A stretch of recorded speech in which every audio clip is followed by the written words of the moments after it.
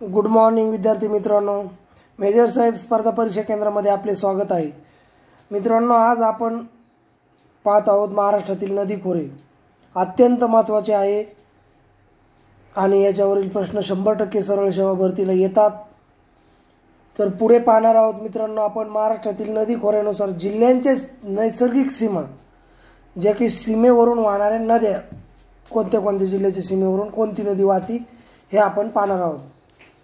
तर प्रथम आहे मित्रांनो गोदावरी नदी। गोदावरी नदी कोणत्या कोणत्या जिल्ह्याच्या सीमेवर वाहते आणि त्या जिल्ह्यांना वेगळं वेगळं करते। तर मित्रांनो गोदावरी नदी औरंगाबाद आणि अहमदनगर जिल्ह्याच्या सीमेवरून वाहते। त्या नदीमुळे या दोन जिल्ह्याची सीमा ठरलेली आहे।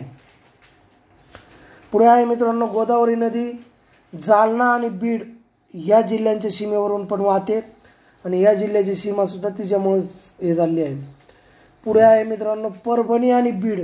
परभणी आणि बीडची सीमा पण गोदावरी नदीमुळेच निर्माण झाली आहे आणि गोदावरी नदी परभणी आणि बीडच्या सीमेवरून पण वाहते। अत्यंत महत्त्वाचे गोदावरी नदीवर येणारे प्रश्न आहेत। पुढे आहे मित्रांनो मांजरा नदी। मांजरा नदी ही उस्मानाबाद आणि बीड जिल्ह्याच्या बॉर्डरवरून वाहते।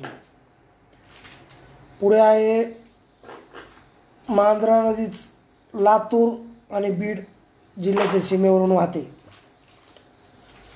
पुढे आहे मित्रांनो तेरणा। तेरणा ही नदी उस्मानाबाद आणि लातूर जिल्ह्याची सीमा ठरवते, म्हणजे उस्मानाबाद आणि लातूर जिल्ह्याच्या सीमेवरून वाहते। पुढे आहे मित्रांनो दक्षिण पूर्णा। दक्षिण पूर्णा ही नदी परभणी आणि हिंगोली जिल्ह्याच्या सीमेवरून वाहते। पुढे आहे कार। कार ही नदी, या नदीवर सुद्धा प्रश्न आलेला आहे कोणत्या सीमेवर वाहते। तर कार ही नदी वर्धा आणि नागपूर जिल्ह्याच्या सीमेवरून वाहते।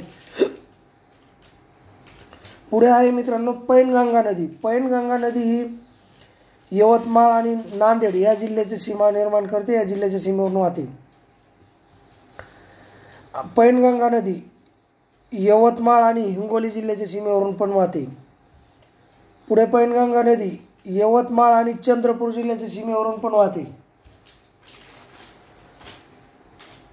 पैनगंगा नदी वाशिम आणि हिंगोली जिल्ह्याची पण सीमा निर्माण झाली आहे आणि त्यांच्या सीमेवरून पण वाहते। पुढे आहे मित्रांनो वर्धा नदी। वर्धा नदी अमरावती आणि वर्धा जिल्ह्याच्या सीमेवरून वाहते। वर्धा नदी चंद्रपूर आणि यवतमाळच्या सीमेवरून पण वाहते। पुढे पाहणार आहोत मित्रांनो आपण वैनगंगा। वैनगंगा ही प्रथम भंडारा नागपूर जिल्ह्याच्या सीमेवरून वाहते, नंतर पुढे ती भांडारा आणि गोंदिया जिल्ह्याच्या सीमेवरून पण वाहते। त्याच्यानंतर मित्रांनो वैनगंगा नदी भांडारा आणि चंद्रपूर जिल्ह्याची पण सीमा ठरवते। पुढे वैनगंगा ही चंद्रपूर आणि गडचिरोली जिल्ह्याची पण सीमा ठरवते। पुढे आहे मित्रांनो भीमा नदी। भीमा नदी ही पुणे जिल्हा आणि अहमदनगर जिल्ह्याच्या सीमेवरून वाहते, या दोन्ही जिल्ह्याची पण सीमा ठरवते। त्याच्यानंतर पुढे आहे मित्रांनो भीमा नदी पुणे आणि सोलापूर या दोन्ही जिल्ह्याच्या सीमेवरून पण वाहते। त्याच्यानंतर आहे मित्रांनो कुकडी। कुकडी ही नदी पुणे आणि अहमदनगर जिल्हा या दोन्ही जिल्ह्याच्या बॉर्डरवरून वाहते, सीमेवरून। पुढे आहे घोड। घोड नदी ही पुणे आणि अहमदनगरची बॉर्डर ठरवते, सीमा पुणे आणि अहमदनगरच्या ह्याच्यावरून वाहते, सीमेवरून घोड नदी। पुढे आहे मित्रांनो सीना नदी। सीना नदी सुद्धा अहमदनगर आणि बीड जिल्ह्याच्या सीमेवरून वाहते आणि सीना नदी पुढे जाऊन उस्मानाबाद आणि सोलापूरच्या सीमेवरून पण वाहते। पुढे आहे मित्रांनो कृष्णा खोरे। कृष्णा नदी ही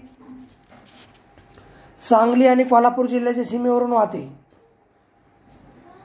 पुढे आहे मित्रांनो वारणा। वारणा ही वारणा नदी कोल्हापूर आणि सांगली जिल्ह्याच्या सीमेवरून वाहते। पुढे आहे नीरा नदी। नीरा नदी ही पुणे आणि सातारा जिल्ह्याच्या सीमेवरून वाहते। पुढे जाऊन पुणे आणि सोलापूर जिल्ह्याच्या सीमेवरून पण वाहते। आता पाहणार आहोत मित्रांनो आपण तापी खोरे। तापी खोऱ्यामध्ये प्रथम आहे पूर्णा नदी। पूर्णा नदी ही जळगाव व बुलढाणा जिल्ह्याच्या सीमेवरून वाहते। पुढे आहे मित्रांनो वाघूर ही नदी। वाघूर ही नदी तापी खोऱ्यातीलच आहे, ती औरंगाबाद आणि जळगाव या जिल्ह्याच्या सीमेवरून वाहते. पुढे आहे मित्रांनो आनेर ही नदी. आनेर नदी जळगाव आणि धुळे जिल्ह्याच्या सीमेवरून वाहते. पुढे आहे मित्रांनो मन ही नदी बुलढाणा व अकोला जिल्ह्याच्या सीमेवरून वाहते. आता पुढे पाहणार आहोत मित्रांनो आपण कोकण खोरे. कोकणात 2च जोड्या आहेत अशा शहरांच्या. प्रथम आहे सावित्री नदी. कोणत्या जिल्ह्यांच्या सीमेवरून वाहते तर ती आहे रायगड आणि रत्नागिरी. आणि 2 नंबर आहे शुक ही नदी वाहते रत्नागिरी आणि सिंधुदुर्ग या 2 जिल्ह्याच्या सीमेवरून.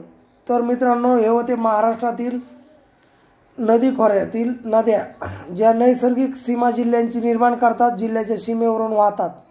अत्यंत महत्त्वाचं आहे मित्रांनो हे. 100% ऐका, डोक्यात घ्या.